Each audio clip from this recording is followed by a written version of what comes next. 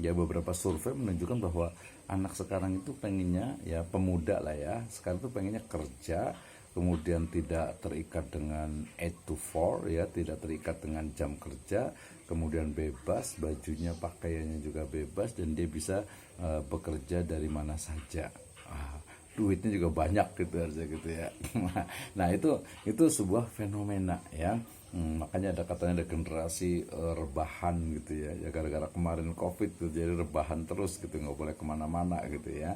Nah itu menjadi sebuah fenomena ya, termasuk juga fenomena sekarang ya yang akhwat pakai hijab gitu ya, itu juga sebuah fenomena sebenarnya yang menarik untuk dibuat penelitian. Case study berarti dia fokus kepada satu kasus tertentu baik negatif ataupun positif yang kita perdalam ya sampai tadi ke akarnya. Kenapa? Karena eksplorasi mendalam kasusnya seperti apa, dia bisa satu kasus atau multi kasus. Misalnya gini, apa namanya, pembunuhan. Wah, ini mungkin yang mau pengen jadi detektif nih ya, yang pengen jadi detektif, pengen tahu sebenarnya pembunuhan itu motifnya itu apa, kan harus diteliti ya. Polisi ya harus meneliti juga, kalau polisi kan mengamankan gitu, jadi harus ada tim forensik misalnya.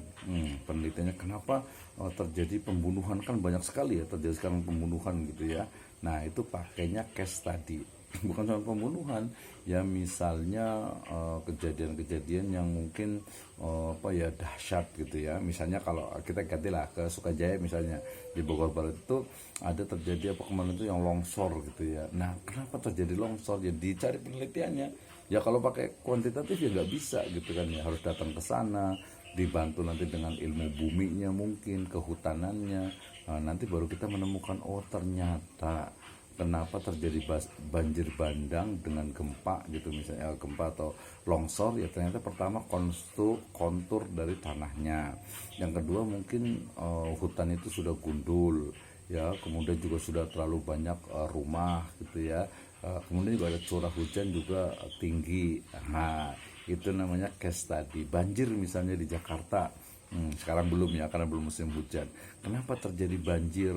Nah itu jadi penelitian-penelitian tuh kalau menurut saya itu unik gitu ya. Artinya ya kita sebagai orang yang ini harus, wah kayaknya bagus nih penelitian, makanya kalau kita kuliah di metode penelitian ini menarik kalau menurut saya gitu ya. Nah, kalau case study ini lebih kepada satu atau multi kasus sebenarnya, tapi sebenarnya biasa satu kasus yang kemudian digali secara mendalam, ya. Banyak terjadi misalnya nih, wah ini apa sih, fiksi sih ya, yang siapa tuh, yang perkataan dari apa ya, Joker kalau nggak salah itu ya, yang dia bilang katanya orang jahat adalah orang baik yang disakiti gitu kan. Nah itu kan kayaknya seolah-olah tuh bener gitu ya. Jadi orang jahat adalah orang baik yang disakiti. Karena namanya orang baik ya disakiti juga harusnya memaafkan gitu ya. Itu. Tapi lepas dari itu ya, Joker itu kira-kira dia tokohnya itu kenapa sih bisa menjadi jahat seperti itu? Apakah karena disakiti? Apakah karena di underestimate dan lain sebagainya? Gitu ya. Nah, termasuk mungkin ada di sini mahasiswa mungkin ketika di kelas atau mungkin di kelas ini mungkin ada merasa yang suka minder gitu ya. Minder itu artinya nggak mau bergaul sama temennya gitu. Nah, mindernya kenapa? Kadang mungkin dari sisi tampilan fisik misalnya, dia menganggap dirinya itu serba kekurangan gitu ya. Kadang juga melihat mungkin dia, yang lain bajunya bagus-bagus gitu ya, yang lain kayaknya duitnya banyak-banyak, nah dia minder duluan. Ada juga yang seperti itu gitu ya. Ada juga yang mungkin yang karena dari keluarga mungkin kaya gitu ya, jadi menyepelekan orang lain, yaitu juga sombong ya, batorul haq wa ghamtun nas, nggak boleh juga dalam Islam gitu ya.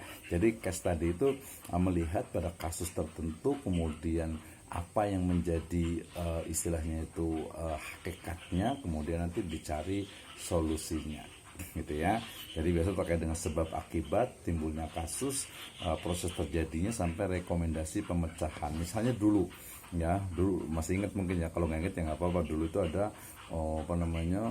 konflik ya antara Dayak dengan Madura gitu ya. Nah kira-kira kenapa nih ya, Dayak yang orang lokal ya, orang pribumi lah ya di Kalimantan sana, kemudian dengan Madura yang pendatang, kenapa terjadi sampai pembunuhan dan itu sangat sadis sekali gitu ya. Kenapa terjadi seperti itu? Itu pakai case study Ya, balik lagi ke Palestina juga sama juga. Di Palestina kenapa sih terjadi perang gitu dari dulu nggak habis-habis gitu ya? Tinggal dari sejarahnya, dari bukti-buktinya gitu ya.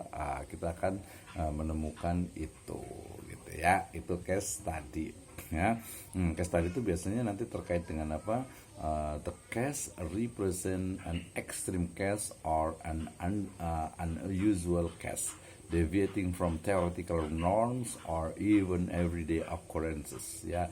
Jadi kasus adalah suatu kondisi yang ekstrim, tidak biasa, menyimpang dari teori, norma atau kejadian sehari-hari yang terjadi.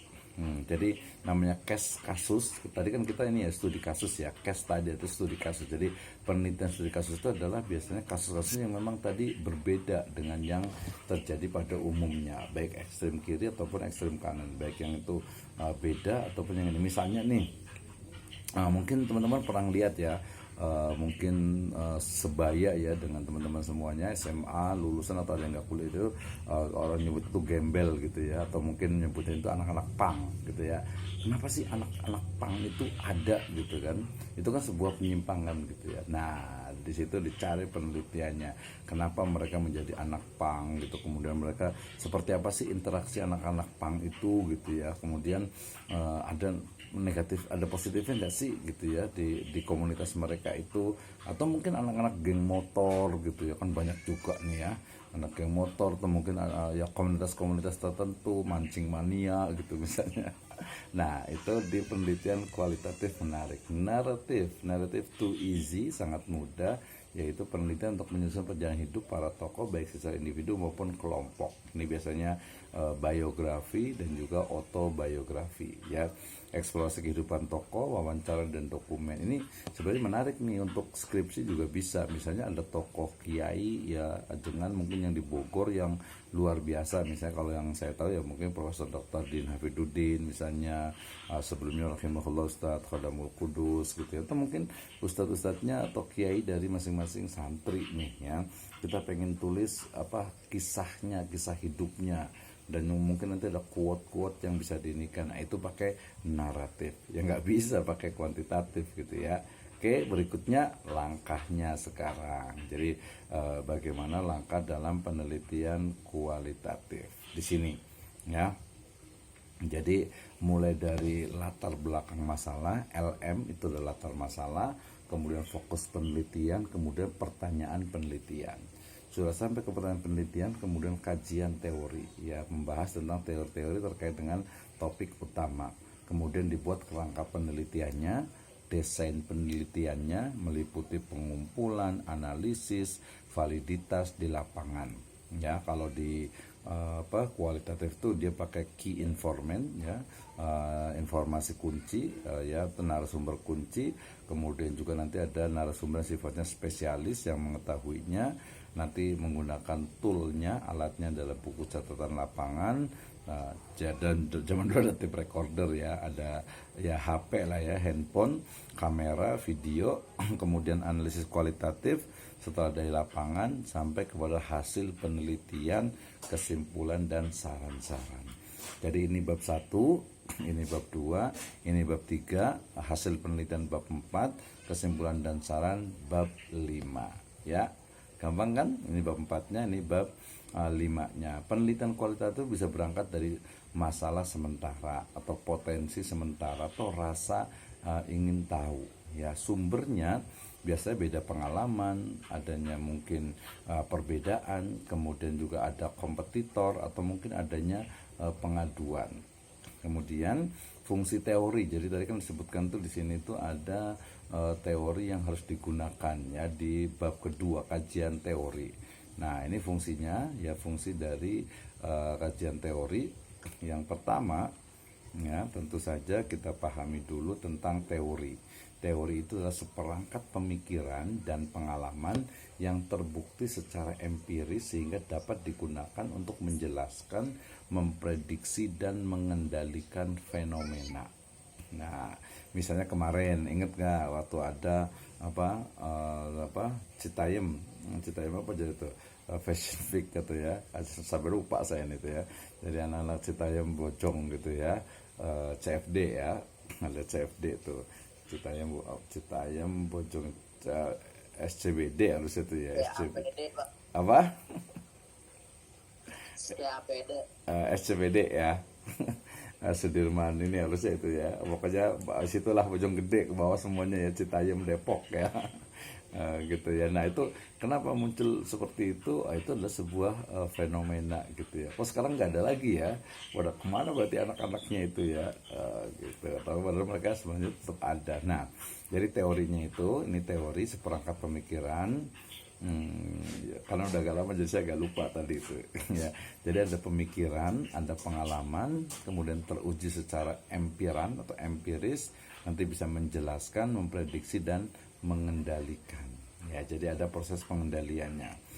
Fungsi teori juga memahami langkah penelitian, mengenali objek yang diteliti, analisis datanya sampai membuat tema penelitian. Jadi teori itu dalam kualitas seperti senter ya. Senter itu dia menerangi di tempat yang gelap sehingga bisa mengenali objek yang diteliti. Jadi kita mau meneliti tadi tentang fenomena siapa kemarin itu ya. Sampai lupa namanya juga tuh. Siapa namanya yang SCBD itu? Ada yang tahu nggak? Kawah putih Pak. Kawah putih. Jauh amat. Kawah putih fenomena itu bisa dibuktikan juga itu, tapi dia pakai ilmu biologi itu harus pakai ilmu geologi itu kalau namanya kawah putih. Kenapa sih kawahnya itu jadi warnanya putih gitu ya? Nah, itu bisa tuh, itu juga kualitatif tuh ya, berdasarkan datanya. Nah, jadi kalau lampunya itu cuma satu gitu ya, itu kurang gitu ya. Maka perlu lampu yang banyak sehingga mampu untuk mengenali objek yang akan diteliti. Ya, misalnya tadi ya, saya sampai lupa nih namanya itu yang tadi siapa sih? Saya tahunya si Mami itu, sama si Mami sama si siapa lagi tuh. Lupa lah ya, sama lupa tuh. Nah, itu kenapa muncul seperti itu? Itu adalah aktualisasi diri gitu ya. Atau mungkin mereka memang ya mungkin karena nggak kuliah dan nggak sekolah gitu ya, nggak ada kerjaan juga, ya udah pada nongkrong gitu. Jadi kita tahu penyebabnya. Nah, pertanyaan penelitian kualitatif dia biasa bisa deskriptif, komparatif atau konstruktif, atau nanti yang paling besar itu adalah makna ya, mencari makna, mencari arti gitu ya. Oke, nah lingkupnya mulai dari skupnya itu adalah masyarakat yang kompleks gitu ya, beberapa kelompok masyarakat atau sekelompok masyarakat atau beberapa lembaga sosial atau satu lembaga sosial atau beberapa situasi sosial atau satu situasi sosial. Jadi di metode penelitian kualitatif ini nyambung dengan mata pelajaran waktu di SMA, ALIA atau SMK itu dengan sosiologi, antropologi gitu ya. Itu dia masuk tuh karena risetnya memang ilmu-ilmu sosial ya. Jadi tentang situasi sosial ya. Misalnya nih, ini kalau kita pengen tahu tentang tadi kenapa muncul fenomena SCBD gitu ya. Nah, kenapa? Karena yang A bilang begini, B bilang begini, C bilang begini, D bilang begini, campur sampai kita cari yang benar-benar itu yang merasa ternyata ini yang benarnya gitu ya. Jadi tidak hanya dari satu sumber. Ini agak gelap ya. Jadi ini seperti memilih sampel. Jadi kalau kita buat wawancara itu nggak sembarangan ngambil orang gitu ya, tapi harus betul-betul key informant, orang-orang yang memang memahami dari masalah tersebut. Nanti akan saya tanya, misalnya pengen tahu tentang apa. Kemarin-kemarin sudah saya tanyakan ya. Oke, kemudian analisis data ini yang paling penting nih. Ya, jadi Haberman, ya Mills and Haberman mengatakan the most serious and central difficulty in the use qualitative data is that method of analysis are not well formulated. Jadi Haberman mengatakan bahwa hal yang paling serius kebanyakan dalam analisis kualitatif itu adalah terkait dengan data atau terkait dengan metode menganalisis datanya yang tidak terformulasikan ya. Nah, data analysis is critical to the qualitative research process ya. Jadi hal yang paling kritis dalam kualitatif itu adalah memang dalam menganalisis data. Kalau yang kuantitatif kan udah jelas tuh ya, tinggal pengaruhnya X1 terhadap Y, X1 terhadap Y, X2 terhadap Y, X1 dan X2 secara terhadap Y. Dia ilmiah, dalam artian dia itu sudah baku gitu ya. Kalau momennya kualitatif itu dia masih belum baku, jadi berbeda-beda. In the fact, data analysis in qualitative research is an ongoing activity that occurs throughout the investigative process rather than after process. Ya, jadi faktanya memang bahwa analisis data dalam kualitatif itu melalui proses atau aktivitas yang berjalan ya secara terus menerus ya, melalui investigasi ya, kemudian juga berbagai proses setelahnya ya. Berarti melakukan analisis adalah pekerjaan yang sulit, memerlukan kerja keras ya, karena dia butuh adanya kreativitas dan juga intelektual yang tinggi sehingga akan menemukan sebuah kebenaran yang sebenarnya. Ini contoh dari cara menganalisis data dalam kualitatif, yaitu menggunakan modelnya Mills and Haberman, yaitu mulai data collection mengumpulkan data, kemudian data reduction data, mereduksi itu artinya menghilangkan yang tidak perlu, kemudian data display sampai pada conclusion dan juga verification atau verifikasi. Jadi gampang, tapi kan kita harus buktikan. Misalnya ada orang mengatakan saya nggak suka makan ayam gitu ya, saya nggak suka makan ayam gitu ya. Kita kan ini bener kan nih, berarti harus, kalau tadi iya saya nggak suka makan ayam gitu, tapi pas kita lihat ternyata dia makan KFC, Kentucky Fried Chicken gitu ya. Berarti mesti ayam itu bukan ayam yang sayur aja gitu, jadi berbeda gitu ya. Oke, jadi dia berjalan secara terus menerus berkelanjutan sehingga nanti dia analisisnya sepanjang proses penelitian.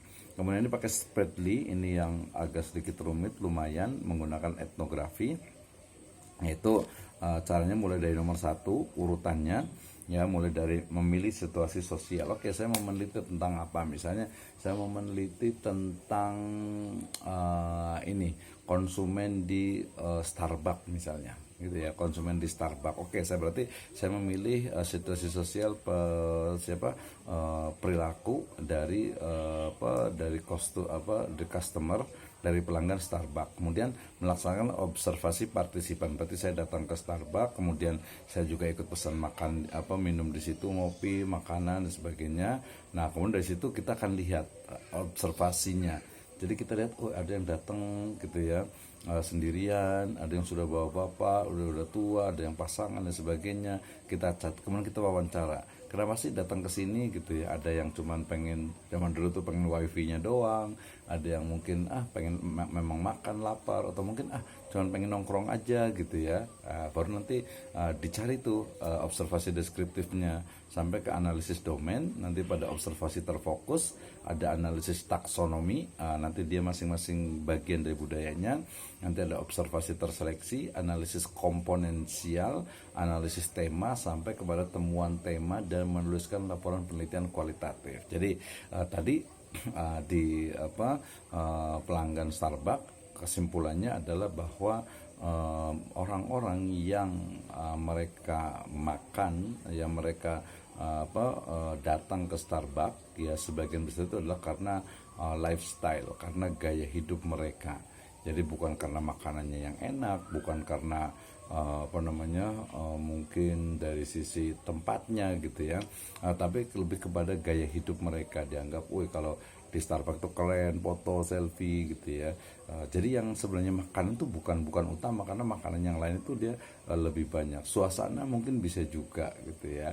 Nah, termasuknya nanti di tempat yang lainnya. Jadi itu adalah penelitian dengan menggunakan Spreadly, biasanya menggunakan dia etnografi. Oke, kemudian ini untuk yang Spreadly tadi itu, jadi ada analisis tema kulturalnya ujungnya itu ya. Kemudian yang Creswell, jadi Creswell itu dia satu model penelitian juga, mulai dari raw data, dari transkrip, field note, dan image. Jadi kita melihat sebut raw data itu adalah data mentah gitu ya. Jadi kita cari dulu data mentahnya dalam bentuk transkrip ataupun juga catatan lapangan ataupun juga gambar atau video Ya, kemudian organization and preparation data for analysis. Jadi kita mengorganize, kita mengumpulkan data itu untuk segera dianalisis. Kemudian yang kedua berikutnya adalah membaca keseluruhan data, ya, karena kan biasa tertulis. Kemudian coding dengan data, baik itu menggunakan secara manual dengan tangan ataupun dengan komputer. Sekarang itu sudah bisa menggunakan Atlas TI, ingat ya. Jadi nanti ke depan itu sudah menggunakan Atlas TI, atlas.ti, menggunakan juga mungkin di kuantitatif sudah bukan hanya SPSS atau Microsoft Excel, tapi sudah menggunakan Minitab, yang menggunakan AHP, menggunakan ANP, menggunakan juga nanti NVivo gitu ya, dan juga beberapa aplikasi untuk menganalisis. Ya, jadi bukan hanya kuantitatif saja ya, tapi juga kualitatif juga menggunakan aplikasi. Nah, ada satu kampus bukan terbesar, kampus yang bonafit ya, mungkin pernah mendengar ada nama Presiden University, ada Ciputra University, ada Gunadarma ya, dan beberapa kampus lainnya. Jadi mereka itu mahasiswa ketika mereka menulis skripsi kemudian ingin nilainya itu A gitu ya, maka syarat pertama untuk A itu adalah harus menggunakan aplikasi untuk menganalisis data, software ya. Jadi kalau kualitas nggak bisa hanya pakai manual saja, harus pakai tool namanya gitu ya. Nah, ada coding datanya, baik itu tematik ataupun description, kemudian ada interrelation topik temanya, sampai kepada interpreting, memaknai ya, atau menafsirkan dari makna sebuah tema gitu ya. Jadi kita akan menemukan seperti itu, banyak sekali kita akan temukan. Ini ada validitasnya, validating accuracy of the information. Jadi validitasnya itu harus juga dibuktikan ya. Nah, jadi kalau dalam kualitas itu seperti ini dia. Jadi ada data generation, nanti akan dikumpulkan, kemudian nanti di manajemen datanya, organizing, sorting, documenting, ada data analysis, ada display, reduction, analysis, synthesis, integration from coarse raw element to theme ya, finding datanya, ada conclusion, interpretation, dan juga dissemination ya. Proses analisis data melalui proposal penelitian memasuki objek penelitian, kemudian dia akan masuk tahap 1, 2, 3, 4, 5 ya, ini periode pertama ya. Sudah selesai lagi, masuk tahap kedua lagi, 1, 2, 3, 4, 5 ya, ini di periode kedua. 1, 2, 3, 4, 5, ini periode yang ketiga. 1, 2, 3, 4, 5, nah ini periode yang keempat ya. Jadi pertama mengumpulkan data, deskripsi data mentah, reduksi data, kategorisasi data, sampai kepada konstruksi antar kategori. Sangat teoritis ya. Harusnya langsung praktek nih berarti ya. Nanti kalau yang nggak paham, please ask me. If you have question ya, don't decide to ask me ya, jangan malu ya. Ini namanya proses nanti sampai pada kesimpulan. Jadi dia terus menerus sehingga dia menemukan data